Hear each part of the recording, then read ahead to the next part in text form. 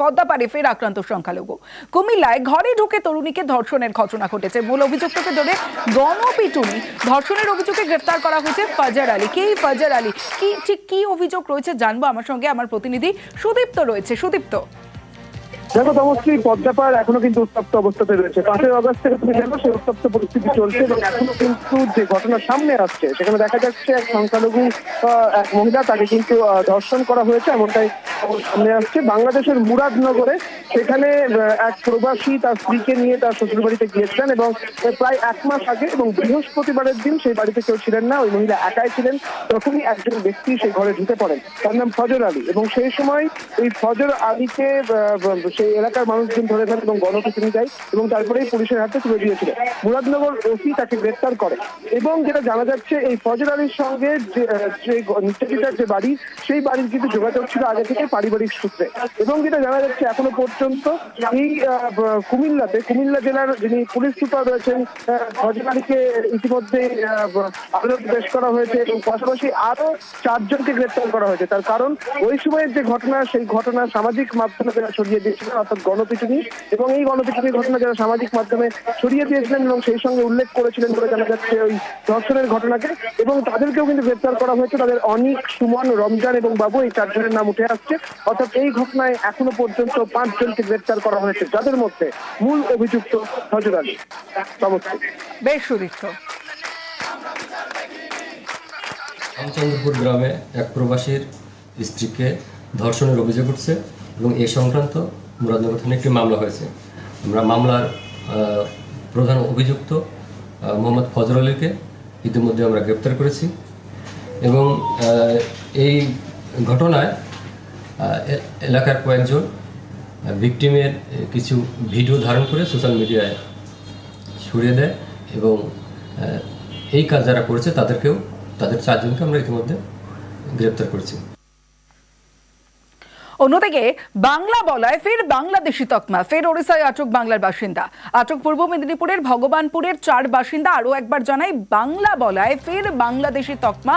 ওড়িশাতে ফের আটক বাংলার বাসিন্দা এবং 4 জন বাসিন্দা পূর্ব মেদিনীপুরের ভগবানপুরে, তাদের আটক করা হয়েছে। পঙ্কজ রয়েছে আমার সঙ্গে। পঙ্কজ, পরিবার সূত্রে কি জানতে পারছো? এই 4 জনের কাছে কি বৈধ নথি ছিল? একেবারে ভগবানপুর থানার কোটবার এলাকার 4 জন যে বাসিন্দা, তারা প্রায় 6 মাস ধরেই কিন্তু আছে ফেরি কাজ করতে বলে এমনটা জানাচ্ছেন। তবে 6 মাস নয়, তারা দীর্ঘ 25 বছর বা 30 বছর বলে বলছে। তবে তার পরিবার সূত্রে যে জানাচ্ছেন যে সমস্ত তাদের আধার কার্ড, প্যান কার্ড সহ ভোটার কার্ড সমস্ত রয়েছে। সেই সূত্রে তবুও তাদেরকে উড়িষ্যার যে এলাকার থানা, তাদের কিন্তু আটক করে রেখেছেন, রেখে একটি রুমের মধ্যে রেখেছেন বলে এমনটাই দাবি করছে তারা। পরিবার থেকে তারা কিন্তু কান্নাকাটিও করছে। তারা জানাচ্ছেন যে তাদের পরিবারের মধ্যে এই 2 পরিবারের 4 আটক করেছে, তারা কিন্তু না থাকলে তাদের সংসারের ক্ষতি হবে। পঙ্কজ, ধন্যবাদ। তোমার কথা এখন স্পষ্ট নয়। বাইরে ফেরি করে, আমরা গরিব মানুষ, আমার স্বামী দীর্ঘদিন সেখানটায় থাকে। আজকে বাংলাদেশের সমস্যার জন্য আমার স্বামীকে তুলে নিয়েছে। স্বামী শ্বশুরা সবাইকে নিয়ে চলে গেছে। বাংলাদেশের লোক সন্দেহ করে তুলেছে আর কি।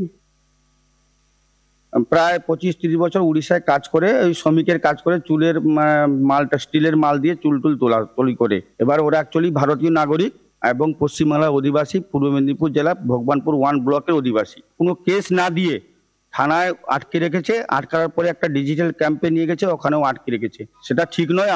ওরা ভারতীয় নাগরিক, ওদেরকে যখন ছেড়ে দেওয়া হয় তার জন্য আমরা প্রশাসনের দ্বারস্থ হচ্ছি। 26শে জুন মুখ্যমন্ত্রী মমতা বন্দ্যোপাধ্যায় সরব হয়েছিলেন। এই রকম অনেক বাংলার বাসিন্দা যারা পরিযায়ী শ্রমিক রয়েছেন, তারা উড়িষ্যায় আটকে রয়েছেন, তা নিয়ে সরব হয়েছিলেন মুখ্যমন্ত্রী মমতা বন্দ্যোপাধ্যায়। কি বলেছিলেন শোনাবো। They are targeting actual Bengal. They are targeting actual migrant workers. উড়িষ্যার কটকের একটা জায়গায় বেঙ্গলের 100 জন পরিযায়ী শ্রমিককে একটা ডিটেনশন ক্যাম্পে আটকে রেখে দিয়েছে এবং বালেশ্বরেও প্রায় 17 জন শ্রমিককে থানায় ধরে নিয়ে যাওয়া হয়েছে।